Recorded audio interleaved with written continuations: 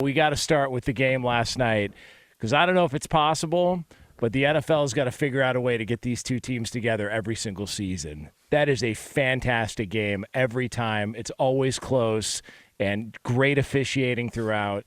No controversies whatsoever. No complaints from Bengals fans or the Bengal fan base at all. And the Kansas City Chiefs are on their way to another Super Bowl. I should have saw TJ's messages to me. He even left a voice message at one point in time. I think it was to the I guess tune of I hope those referees go home and die tonight. Little Hushman's walkie-talkie. It was a little, yeah. It was interesting. Can I ask this before we start? Because anytime you talk about officiating, it always is controversial. At times, it feels like an excuse. There's calls that are made that help your team. There's calls that aren't made that maybe help your team. And there's calls that are made that hurt, in both those instances or non-calls.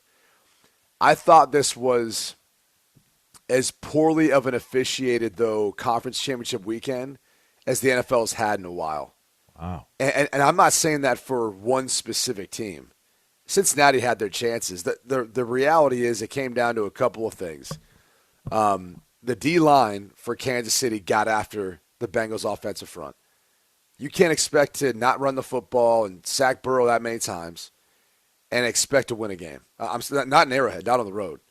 And I thought Mahomes played gutsy. He did exactly what he needed to do when he needed to do it. So give the Chiefs coaching staff, which I thought they outcoached Cincinnati, schematically, the way they went about isolating Chris Jones and finding ways to get him on Adeniji on the right tackle on that side, and then even just moving him around some of the other pieces. They found ways of getting to Joe Burrow, and they did just a better job all the way around. That was not the Bengals' best effort compared to the divisional round. So we could talk about officiating, but I'll just generally say this, though. I thought the way it was officiated, how it was communicated at every step was awful and a bad look for the NFL. And again, I'm not saying this from caring for any team that was involved. It was just awful. Like the whole miscommunication on the third down play that they ended up replaying. I don't care if you were a fan of Cincinnati or Kansas City at that point. You should be thinking, if this happened to my team, I'd be frustrated too. Like they ran an entire play, and then the officials come back to say, well, the play before was an incomplete pass. The clock should have stopped. Once we reset the play clock, the game clock started as well. The back line judge ran in to try to stop the play. No one heard him, so the play went on. And someone followed up in the press pool about what the protocol or procedure is. And it's like, yeah, at some point there has to be a rule for officiating. Like, if you can't stop a play, we can't unsee what happened. Like, we can't change. And the way the game could play out, God forbid a player gets hurt on that play, like all those things kind of get thrown up in the air. It seems like there is a huge, I don't know if it's a misstep or if there's a missing link to how some of these calls are made. But even going into earlier in the day and the Devontae Smith completion, that clearly was an incompletion. The way that can turn momentum in a game, ultimately it probably wouldn't have mattered, but had Purdy stayed in, had he actually been able to throw a pass, maybe that does change the outcome. I don't know. But it's 2023 and we're still doing this? Like, we still have issues with officiating? It's mind-boggling. It really is. Oof, that was a lot. I'll say this. It was a hell of a game.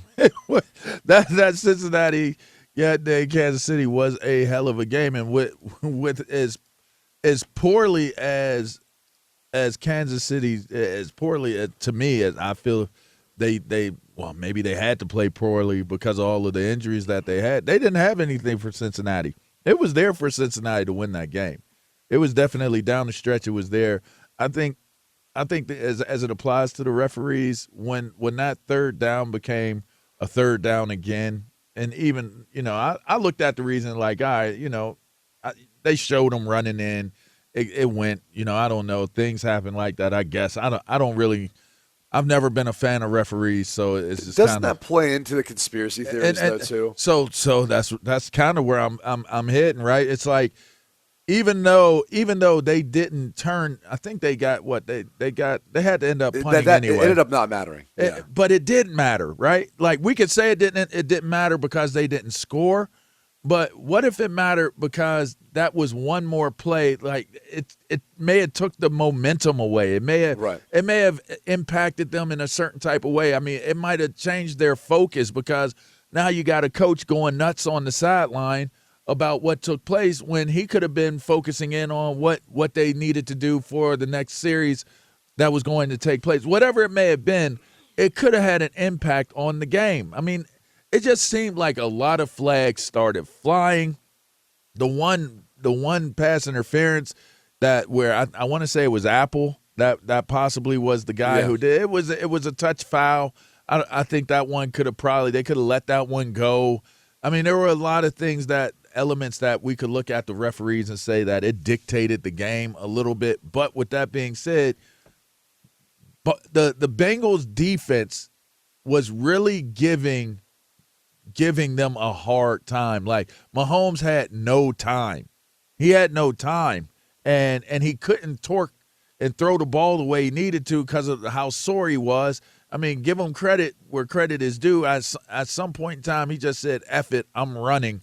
Whether it hurts or not, I'm going to run. And it ended up giving them a penalty that maybe decided the game. 100% did. Right? But with that being said,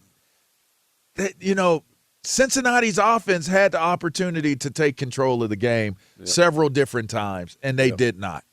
And that to me, that's what it ultimately came down to. It was almost bookended, too, because they got after him early, and then the key sack late, Chris Jones' second sack, really took a lot away from I'm glad we were mature about that comment. I asked everybody that was watching it with me, did you see the Chris Jones 40? Yeah, so everybody started Googling it. I bet you that was most Googled when he got that last sack. Yeah, that's very good. But he's fast. They bookended it with the pressure on Joe Burrow, and then once they got the ball back, look, the hit out of bounds.